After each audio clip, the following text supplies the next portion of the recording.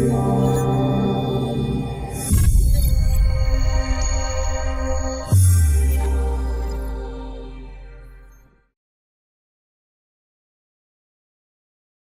the next thing I want to show you is how we can use Freeway to do sales information.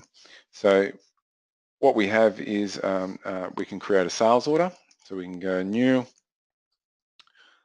look at our customer, and we can click on Azure, and then we can basically create what I'm going to call as a new sales order. So I've got multiple different things here, but the one we're going to do is create the sales order.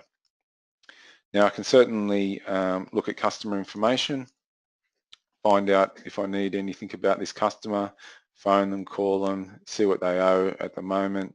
There could be linked documents, so you can see here I've got a linked document, and like your email, it won't actually download it until you actually ask it to download it. All it's doing is sending you some information to say that the link exists. You can see here I've got a document with some text in it linked to that customer. So that could be anything. That could be information linked to an item. That could be information linked to an asset. It could be information linked to a customer. So throughout Freeway, there are linked document opportunities to bring them through from the job, from the assembly, into the item, all that sort of stuff. We also have the ability to look up product information, and you'll see that once again we can scan, or we can go through and actually present it potentially graphically. So here we've got some, I've created a basic hierarchy based on category. So we haven't gone and created multiple hierarchies here, which you can do with the Freeway product, because you may have accessories might sit under computers, but it might also have accessories sit under electrical as well. So you can create your own custom hierarchies. In this case though, I've just created an out-of-the-box hierarchy based on category and assigned that against this particular user. What I've also done is loaded images against the category, and you'll see down here in my fasteners, I've actually then linked at the subcategory level, I've loaded images against subcategories as well. And you can see here I've got one against the washers. And then at the item level, we can also load images as well. And all these images, to make them come in as quick as they have, is they all get loaded into the Ostendo database and loaded in a very compressed and efficient way so that they can be rendered quite quickly out to the device during the sync process.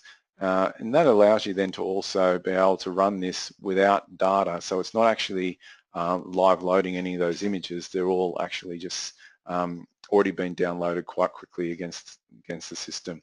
And the database on your device is very, very small. I'm going to go through and pull some images back, but just to show you is that if you do click on the image, it actually takes you to the item's specific information. You can see I've got a larger picture of the image, which could be used in a showroom environment to actually showcase the product.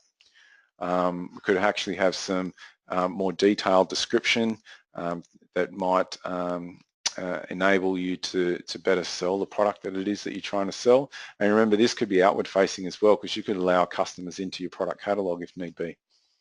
And then there's also this option called features, so we can actually assign a feature pack to this particular user, being Bob Drum. And in this case, this is an internal facing feature pack, which allows the salesperson to get some information at hand that might help them better sell the product and better negotiate price if need be. So we've just included the last cost information, last cost date, what quantities are available, whether there's any free stock, and what the potential sell and cost is, to then work out what the margin might be. So all that can be done through the Freeway product, but I'm just going to now select the item and say they want 50 of those, and then finish that. And then we could go through and add more and more lines. Whilst I'm here, I can also have a quick look and see if there are any available, and what warehouses they might be sitting in at the time. And note, I wouldn't normally allow negative stock, it's just a demo database. So all this can be done whilst out on site. Some of those you may have seen are a live refresh, and product inquiries are a live refresh. So if a salesperson needs to do that on site, then they really need to have a data-enabled device to be able to do the live refreshes if they need to know the stock quantities right now. We can also add some sales notes to this.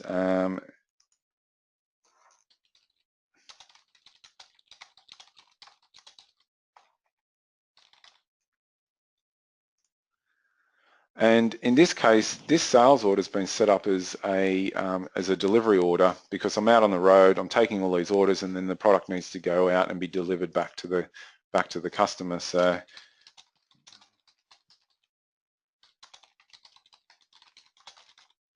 you can add delivery instruction as well. I can print that sales order, and if need be, I can email that out to the customer as well. So it's quite easy to be able to then send that. You can brand this, add logos, add all sorts of things. So it can actually make that look quite neat and tidy. Once again, you can email. I'm not emailing out anything, but you can email all this sort of information. Then we complete the sheet. And you can see once again that's syncing back to Ostendo.